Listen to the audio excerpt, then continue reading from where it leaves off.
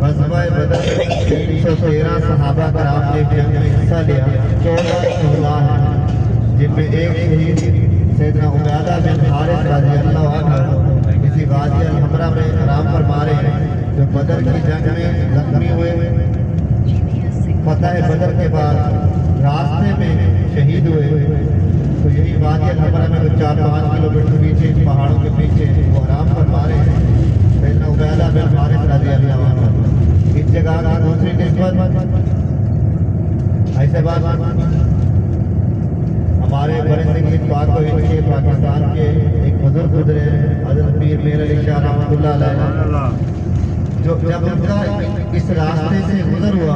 تو اسی مقام پر انہیں نیند آ گئی، تو خواب میں اللہ کے نبی صلی اللہ علیہ وسلم کا دیدار ہوا۔ اللہ کے نبی صلی اللہ علیہ وسلم نے فرمایا کہ پیر میر علی شاہ جب اپنے وطن میں تھے تو میری سنتیں کبھی قضا نہ،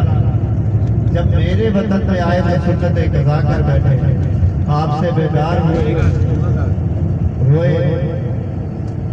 جب اللہ کے نبی صلی اللہ علیہ وسلم کی زیارت ہوئی تو کسی مقام پر بیٹھ کر ان کا وہ جو مشہور کلام ہے کتنے مہر علی کتنے تیری سنا، اسی مقام پر بیٹھ کر انہوں نے لکھا۔ جب آپ اس کلام کو سنتے ہیں،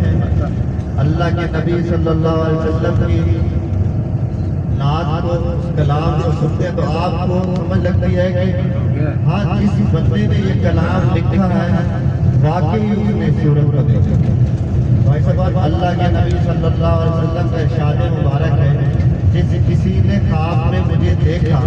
در حقیقت اس نے مجھے ہی دیکھا۔ یہ شیطان ابلیس اللہ کے نبی صلی اللہ علیہ وسلم کی شکل میں نہیں آتا۔ تو بھائی صاحب، اس مقام پر آ کر ہمیں سنتوں کی اہمیت کا اندازہ ہوتا ہے۔ دیکھیں، جو بندہ اللہ کے نبی صلی اللہ علیہ وسلم کی چھوٹی چھوٹی سنتوں کو زندہ کرتا ہے، پھر ایسے ہی اللہ کے نبی صلی اللہ علیہ وسلم کا خواب میں دیدار ہے۔